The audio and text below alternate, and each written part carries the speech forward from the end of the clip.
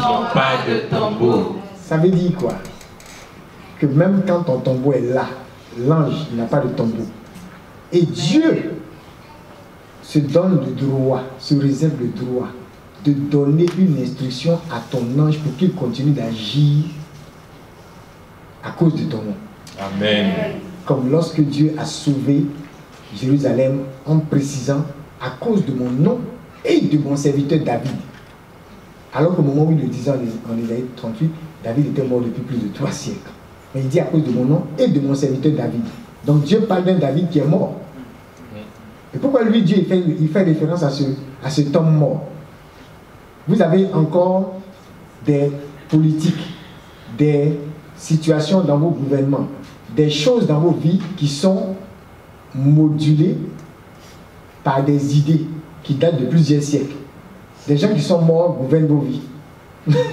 Et oui, on bénéficie d'inventions de gens qui sont bel et bien morts. C'est pas aujourd'hui on a créé l'avion. Quelqu'un disait même l'avion était là depuis Adam et Ève, parce que dans la pensée d'Adam et Ève là, même si c'est pas eux qui ont créé, ceux qui ont créé là, ils sont sortis de là. C'est pas ça? Ce sont des êtres humains. Ils sont quittés quelque part. Et il y avait toutes ces émotions là dans l'homme depuis le départ. Vous voyez? Alors c'est ça, c'est vraiment ça l'intérêt d'avoir ces modèles là et de comprendre aussi qu'ils ont été où on a été. Les mêmes souffrances, les mêmes difficultés, les mêmes complexités, les mêmes laideurs, les mêmes vices aussi, mais ils ont dû ôter le masque. Par quoi? Par la force de l'humilité. Et par la puissance de l'amour, ils ont laissé le Seigneur faire briller sur eux sa lumière. Ce qui a fait d'eux des saints, et on suit aussi leur pas pour arriver à qui? Au Christ. Amen. Amen. Donc on affiche oui. Maintenant. Amen. Amen. Et ce qui est bien, c'est que cette année, vous avez décidé d'aller à Lisieux. Ouais, on est gâtés cette année. Donc les amis d'Abidjan, Abidjan et tout ça, bon, ceux qui sont aux États-Unis, Canada, vous pouvez prendre l'avion, vous venez. Vous n'avez pas d'excuses. Mais tous ceux qui sont à Abidjan aussi, vous pouvez, hein. Il y a beaucoup qui ont leur visa déjà, ils sont prêts. Dès que vous donnez le signal, ils peuvent venir. On enverra le programme. Et puis voilà, donc vous allez leur donner les dates. Ceux qui n'ont pas de visa, ils vont avoir. Amen. Il n'y a pas de barrière entre nous cette année. Et dans tous les cas, pour ceux qui ne pourront pas être là, n'oubliez pas, on a déjà eu en 2018, hein, si je ne me trompe pas, 2 ans avant le Covid, on a eu un pèlerinage au Mont-Saint-Michel. C'était ça, hein? C'est ça. Où on a fait l'annonce de la vision. Et cette année encore, je pense qu'on pourra réitérer l'espérance à Lisieux. Donc apprêtez-vous. Je vous conseille de faire une neuvaine avant. Et l'apothéose sera là-bas. Et comme ça, vous pourrez porter les intentions de tous vos frères et sœurs. Et voilà. C'est sûr, il y aura une pluie de roses. Amen. Amen. Hein? La pluie de roses avec Sainte Thérèse, ça va être une réalité pour nous. Il y aura des témoignages, des témoignages, des témoignages, des témoignages. Il faut vous apprêter, ça sera une année puissante. Amen. Amen. Amen. Moi, j'ai une question au fondateur par rapport à la Sainte. Je passerai mon ciel à jamais oublier ça. Elle fait ou elle ne fait pas? Si, elle fait. Voilà, donc ça ne va pas. En fait, en quoi la spiritualité de Sainte Thérèse pourra nous aider à marcher dans la vision de cette année? Quand vous avez la vision, vous allez nous répondre. On va refaire l'émission et puis je pense que vous allez en direct de Lisieux nous répondre. Mais ne vous en faites pas, je pense qu'on aura le temps. On aura le temps de décortiquer quelques écrits du Carmel. Hein, voilà. De Sainte Thérèse de Lisieux. Et on a même recommandé une lecture, une histoire d'âme. Voilà. Souvent c'est ça. À chaque fois qu'on aura un saint, il faut prendre l'une des biographies ou l'un des écrits principaux et peut-être à partir de là, essayer de rappeler un peu la spiritualité de ces saints-là. Et puis bon, vous le faites très bien ici, France, Côte d'Ivoire également. De temps en temps, il faut envoyer des paroles. Il ne faut pas attendre le jour de naissance du saint pour célébrer notre regretté. Eux, ils ne sont pas regrettés. Amen. Ils vivent avec nous tous les jours.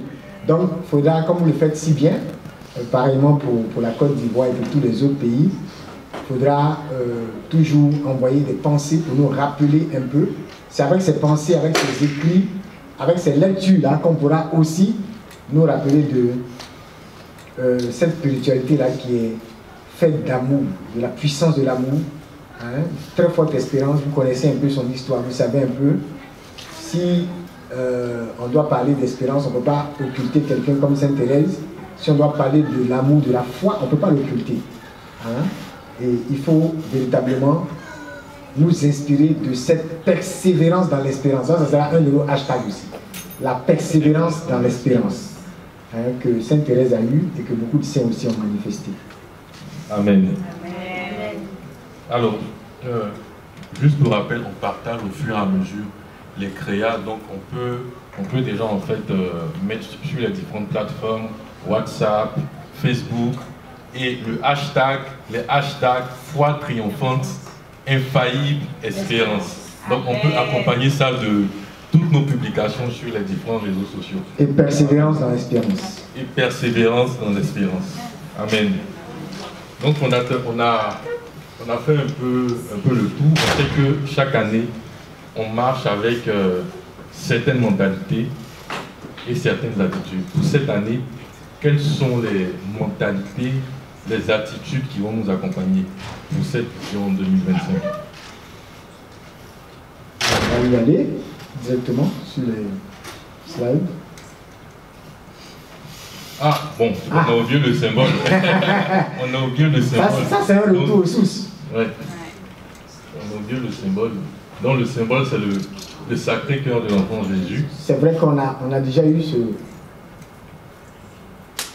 On a déjà eu ce symbole, je crois, il y a quelques... 2-3 ans, non? Avec Sainte Marguerite. Avec Marguerite Marie. Mais on revient là-dessus. D'après toi, pourquoi? Hein, on a quand même eu une encyclique. Ah oui. Voilà, du pape François sur le Sacré-Cœur. Nos. Voilà. Ici, exactement. Qu'on aura le temps aussi en 2025 de parcourir. C'est très intéressant. Tu as peut-être quelque chose à nous lire pour ça. Oui, pour ça. Donc, c'est au numéro 11 de l'encyclique. Et ça nous dit, si le cœur est dévalorisé, alors parler avec le cœur, agir avec le cœur, mûrir et prendre soin du cœur est également dévalorisé. Lorsque la spécificité du cœur n'est pas prise en compte, sont perdues les réponses que l'intelligence à elle seule ne peut donner. Perdue la rencontre avec les autres, perdue la poésie. Et nous passons à côté de l'histoire et de nos histoires, car la véritable aventure personnelle est celle qui se construit à partir du cœur. À la fin de la vie, c'est tout ce qui comptera. Le cœur répond au cœur, nous dit la parole. Le cœur répond au cœur. Vous allez voir que souvent, vous pouvez avoir beaucoup de choses à dire à des personnes. Vous venez devant une maman avec vos gros mots de doctrine. La maman ne va rien comprendre à ce que vous dites. Si vous parlez simplement avec votre cœur par rapport à la souffrance de cette maman, tout ce que vous avez eu, vous avez de grand à lui dire, avec vos petits mots qui vous sortent du cœur, elle va vous comprendre, elle va vous accepter. Et même si vous n'avez pas grand-chose à dire, le peu que vous dites, parce que ça vient du cœur, ça va la toucher, ça va produire quelque chose. Le cœur répond au cœur. Apprenons à ne pas faire les choses qu'avec l'intelligence. Je pense que dans les mentalités, attitudes, on le verra. Et comme on est dans une année de combat aussi, on sait que la source, hein, c'est le cœur. Garde ton cœur plus que tout. Proverbe 4, car de lui viennent les sources de la vie. Amen. Et c'est un peu ça. Si le cœur il est empoisonné, c'est toute la vie qui est empoisonnée. Et c'est un siège de nos combats. Parce que quand quelqu'un commence à parler du cœur, on voit tout de suite l'amour. Et vous savez à quel point l'amour est attaqué. Même les personnes qui disent dans leur... Hein, quand il y a le gourmet, parce que quelqu'un à un moment donné a dit je l'aime, je l'aime, je l'aime, je l'aime, et puis je l'aime là, est devenu autre chose. La personne même qui est aimée a sorti un caca, vraiment. Je l'aime est découragé même. Tout ça c'est le cœur. Le cœur est toujours attaqué. À tous les niveaux. Ton enfant, peut te décevoir. Donc on a dit, hein, l'espérance qui ne déçoit pas, ça ne parle pas de nos femmes, de nos enfants, de nos époux, de nos conjoints, de nos pointeurs, de nos je ne sais pas quoi. Non, voilà. Ça, tout ça, ça trompe. Ok? Tout ça, ça déçoit. Tout laisse. C'est ça. Mais l'espérance qui ne déçoit pas, elle nous vient du Christ. Elle nous vient du Christ et il faut apprendre aussi à avoir confiance en l'autre en ranimant l'espérance en chacun. Donc on va beaucoup travailler sur le cœur une fois de plus cette année. Amen. On peut attaquer le mot d'ordre. Donc on va attaquer... Ou bien on a sauté quelque chose encore. Non, les mentalités maintenant. On a fait le mot d'ordre. Donc là maintenant les mentalités. Oui, les mentalités, attitudes. On va mettre la première mentalité. Briser le pouvoir de l'offense. Ah ah. C'est de ça qu'on a parlé, hein? Déjà, oui. Donc, briser le pouvoir de l'offense, que jamais notre sensibilité froissée ne nous apporte l'indifférence et la dureté de cœur. Les plaies qui saignent sont vivantes. Réjouissez-nous si une main inconsciente nous prouve, en touchant notre blessure, que les tissus sont pleins de vie et qu'elle peut se fermer un jour doucement, sous une action continue et intime. Elisabeth Le Sœur, elle a eu des écrits très percutants ici en France, grande catholique, et vraiment, ces paroles-là sont fortes. Les plaies saignantes, les plaies qui saignent sont vivantes. Qui a compris ça? Oui, parce que souvent vous voyez des plaies, apparemment, il n'y a pas le sang, ça y est là. Il y a des plaies qui ne guérissent pas. Je ne sais pas si vous avez déjà vu ce genre de cas. Et ces plaies qui ne guérissent pas, parfois quand vous regardez, le sang a arrêté de couler. Et il y a comme une forme de vie qui s'est arrêtée. Et la chose est là. Et ça ne guérit pas. Et Elisabeth Le Sœur fait un peu cette analogie-là. Parfois, quand on est froissé, on est un peu blessé, au lieu de s'enfermer pour devenir dur, il faut plutôt s'ouvrir. Il y a quelqu'un qui dit, je ne peux plus pardonner. Lui, là seulement, comme dans l'inspirant du gars, il dit, mon ami, tu es en train de mourir. Pardon, il faut laisser ça. Toute la vie, tu ne vas pas pardonner. Il faut laisser. Tu es en train de mourir maintenant. Le médecin me dit, c'est fini, tout ça. Il dit quoi? Même en enfer, si je l'attrape, on va se battre là-bas. Ça veut dire que le gars, il a atteint un niveau de dureté. Ouais, ça, c'est la plaie. C'est ça. Quand on dit les plaies qui saignent sont vivantes, là, lui, il a atteint un niveau où la plaie ne vit plus.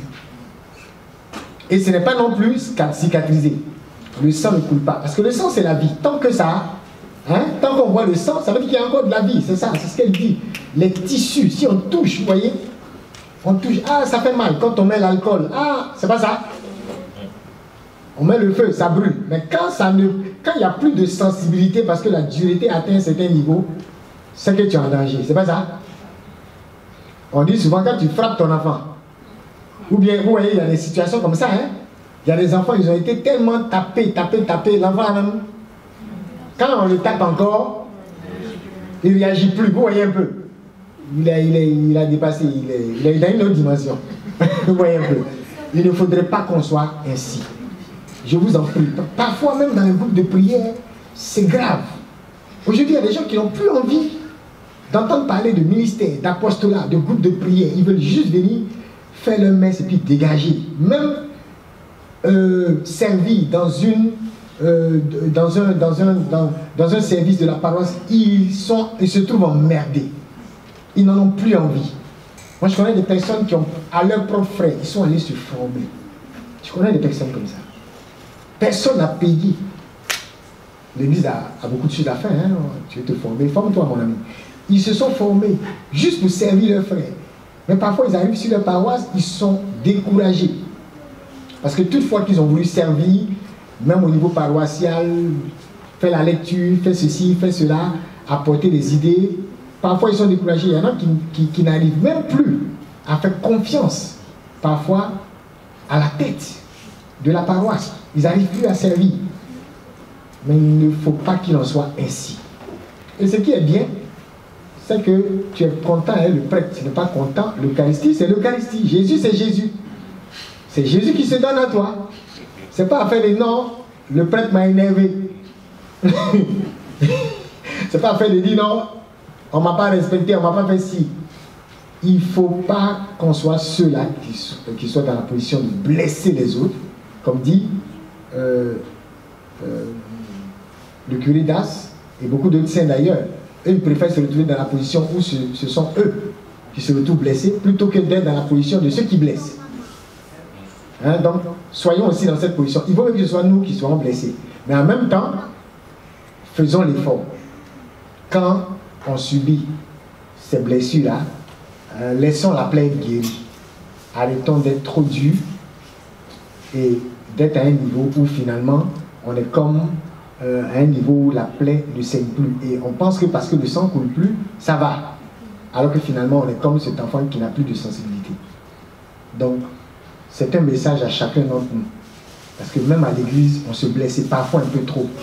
Et les gens ont envie de dire, moi je vais rester dans mon coin. Je vous en prie, même ceux qui ont quitté les groupes de prière, c'est un message pour tout le monde. Vous n'avez pas quitté l'Eucharistie. Vous n'avez pas quitté Jésus. Vous n'avez pas quitté votre service. Le Seigneur vous a donné un appel. Et ceux aussi qui restent, peut-être que vous avez une loyauté plus forte, mais il nous appartient à chacun d'intercéder pour ceux qui ne sont pas là ou qui ne sont plus là, pour que chacun réponde à cet appel de l'espérance là, et que chacun dans son coin, quelqu'un peut ne pas être dans ton groupe de prière, mais il est quand même dans une entreprise. Il peut ranimer l'espérance dans la vie même du patron. Vous suivez? Il peut ranimer l'espérance quelque part. J'ai suivi un petit film où ils ont essayé d'imager ce qui s'est passé avec une stagiaire. Où il y a un patron, ils ont essayé d'imaginer un peu la scène de Daniel. Où le patron, il dit, ah, j'ai fait un rêve sur mes différentes entreprises là, mais j'ai oublié. Et il dit, si vous ne m'expliquez pas mon rêve là pour interpréter là, je vous renvoie ici. Elle dit, comment ça? Non, on n'a pas de demain. Et ils sont allés voir une stagiaire. Hein, qui dit, ah, moi vraiment d'ici demain tu vas plus me voir parce que le patron il devient fou.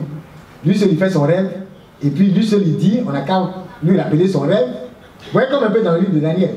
Et puis interpréter comme si on est des sorciers. Donc d'ici demain si tu ne m'as pas vu, on lui laisse son entreprise là. Et la stagiaire qui dit non mais c'est pas un souci. On peut prier pour ça. L'Esprit de Dieu peut nous révéler les choses. Elle va être prise et quand elle vient le lendemain dans le bureau du patron, le patron voulait la charger, tu envoies stagiaire dans le bureau pour faire quoi? Et elle commence à détailler, à expliquer et tout, et à donner la solution. Comme l'histoire de Daniel ou de Joseph aussi. Et voilà, le patron qui est surpris, voilà, il y a la solution à travers ce rêve-là de ce qu'il faut faire. Ah non, tu as telle entreprise dans tel pays, il y a telle personne là-bas, je l'ai vu être déplacé, et s'il vient l'entreprise ici, va connaître une autre prospérité. Elle a commencé à donner les... En même temps, elle a eu travail, hein? C'est plus stagiaire. C'est ce qui va vous arriver au nom de Jésus. Voyez un peu, c'est ça. On est appelé à dépasser nos blessures, à dépasser l'offense et à pouvoir, même si on n'est plus dans nos groupes, même si on n'est plus dans nos familles spirituelles, et on est dans l'église, il faut servir dans vos entreprises, il faut aider vos patrons, il faut ranimer l'espérance dans ces personnes-là qui ont eu des gourmets bizarres et étranges et qui n'en peuvent plus. Ceux qui n'arrivent plus à pardonner à leurs épouses, à leurs époux et tout. Et qui passent leur temps avec vous. C'est un apostolat aussi. Je ne découragerai jamais quelqu'un d'appartenir à un groupe de prière, mais je veux dire individuellement aussi, vous avez des choses à faire. Et il faut le faire. Fondateur. Tout à l'heure, tu as mentionné que les saints étaient des personnes qui avaient réussi à retirer leur masque, qui avaient réussi à être vulnérables devant Dieu, à créer cette sorte d'intimité avec eux. Et c'est la prochaine mentalité et attitude qui vient, donc la connaissance intime et constante de Dieu. On a deux exemples cette fois-ci. Le premier exemple qui est l'exemple de Salomon, qui lui, malgré sa sagesse et son discernement, n'a pas eu une connaissance intime et constante de Dieu. On a vu les résultats, on a vu ce que cela a apporté. Cela l'a empêché de persévérer en fait dans son service. Dieu a donné à Salomon cette sagesse-là qui, dans le terme hébreu, si je ne me trompe pas, veut dire Okma, et l'intelligence. Mais il y a quelque chose qui lui manquait, que Joseph, lui, a pu l'avoir. Je ne sais pas si l'Assemblée pourra faire la différence entre ces termes. Donc regardez bien les deux versets. Donc, la crainte du Seigneur est présentée comme le fondement de la connaissance. C'est le premier. Et le second, Dieu a donné à Salomon sagesse et intelligence. Donc, regardez bien les deux mots, comme disait Orlan, Okma et intelligence Teboula. Ça, c'est 1 roi 5, 9. Maintenant, allons sur l'autre slide. L'exemple de Joseph. Donc, Pharaon reconnaît que Dieu a fait connaître à Joseph toutes ces choses en soulignant sa connaissance intime. Il déclare qu'il n'y a personne d'aussi intelligent et personne d'aussi sage que Joseph. Donc, comme Salomon. Mais il y a quelque chose qui manquait à Salomon que Joseph, lui, a réussi à avoir. Est-ce que vous pourriez voir la différence entre ces termes-là? Il y a un mot que je n'ai pas prononcé.